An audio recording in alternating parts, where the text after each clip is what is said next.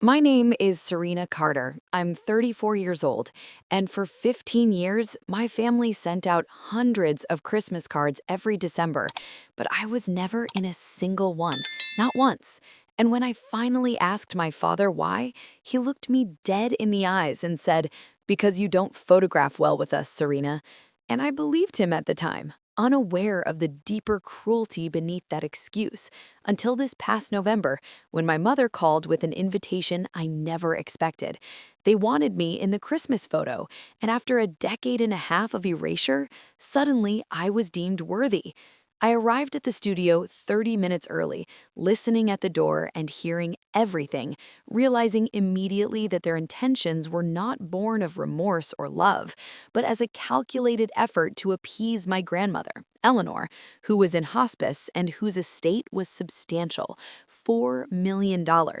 And as I overheard my parents and sister discussing the precise mechanics of including me for a photo and then erasing me again, calling me a prop, and rehearsing their performance to maintain a perfect illusion, I understood that nothing had changed. They had never truly seen me, and their inclusion was purely performative, a deception to secure their financial advantage and satisfy appearances, which shattered my illusions of family and forced me to confront the 15 years of absence, of birthdays and milestones unnoticed, of letters from Eleanor intercepted by my mother and sister that had made my grandmother believe I had abandoned her, when in truth I had been kept away, erased from both memory and reality.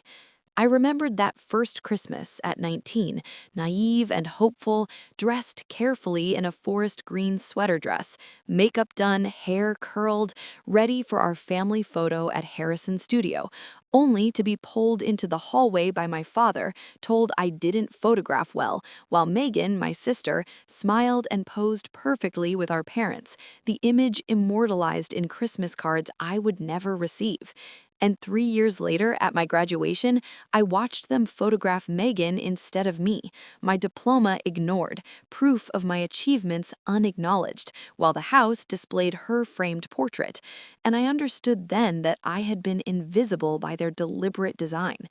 Over the years, I built a life separate from their approval, becoming a senior accountant, living independently, finding love with Marcus, who understood my story without judgment. And through him, I realized that by silently accepting my invisibility, I had been complicit in my own erasure, allowing them to define my presence through absence, while my grandmother, Eleanor, whom I adored and who had always been kind through letters and gifts, had been misled by my mother into believing I didn't care. And it wasn't until Aunt Ruth, my mother's sister, quietly informed me that the letters had been intercepted and Eleanor had been heartbroken for over a decade that I saw the full scope of the betrayal.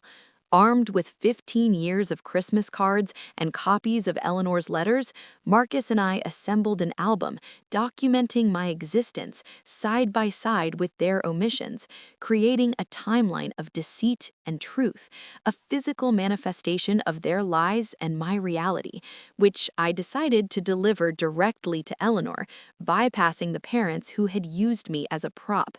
And when the day of the photo shoot arrived, I walked in early, listened to their discussion about how I was just a tool to convince Eleanor to finalize her will, and realized that they still had no comprehension of what it meant to erase someone for so long, that they were shocked only because they assumed I would be desperate to be included. And when I revealed that I had overheard their plan, displayed the album, and called out the $4 million motivation behind their performance, the shock on their faces confirmed the truth. They had never truly wanted me, only the illusion of me.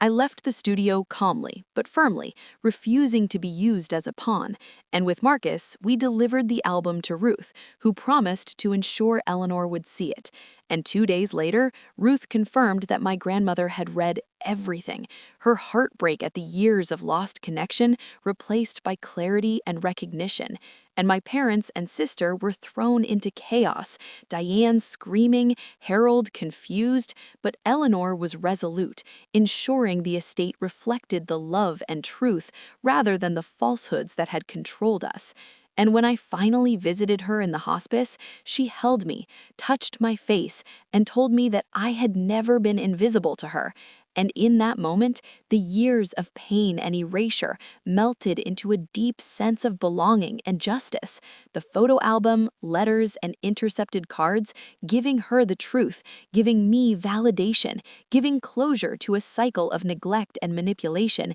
that had begun long before my birth, as I realized that my mother had herself been raised by a grandmother who dismissed and diminished, perpetuating the cycle of erasure until I broke it. And together with Ruth and Marcus, we created a new family, one founded on truth, presence, and love, a family that could be documented in photos and memories without fear or manipulation. And over the months that followed, I watched as the consequences of the truth reshaped the dynamics of my original family, with my parents' control fractured, Megan attempting apology, yet unable to truly reconnect, and Eleanor's final wishes honored. And when Christmas came, I finally saw a card from my parents that included me implicitly in their composition, but I realized it no longer mattered, for I had been truly seen by the person who always mattered, and I had reclaimed my narrative, understanding at last that the absence in their images was more powerful than any presence they could ever offer, that my story and identity were mine to control, that love cannot be forced or faked, and by refusing to be a prop and by delivering the undeniable evidence of my existence and the truth of my love and connection to Eleanor, I had not only healed myself, but had honored the woman who had always seen me. And now, months later, sitting in the brownstone Eleanor left me, with Marcus beside me and plans for a future built on authenticity, I know that the cycle ends with me, that the lessons of erasure and invisibility do not define the next generation, and that I matter, always have and always will, not because anyone in my biological family chose to see me, but because I chose to exist fully, claim my narrative, and build a real, imperfect, loving family of my own. And if anyone reading this has felt invisible in their own life, I want you to know you are not the problem. Their inability to see you is not a reflection of your worth, and you can create a space where you are fully seen and loved, because being erased does not make you vanish. It only makes the day you finally assert your presence that much more powerful. And for me, the lesson is clear. Truth, love, and presence always outweighed deception, control, and image. And in the end, the family that matters is the one that chooses to see you for who you truly are. And I finally have that, and nothing will ever take it from me.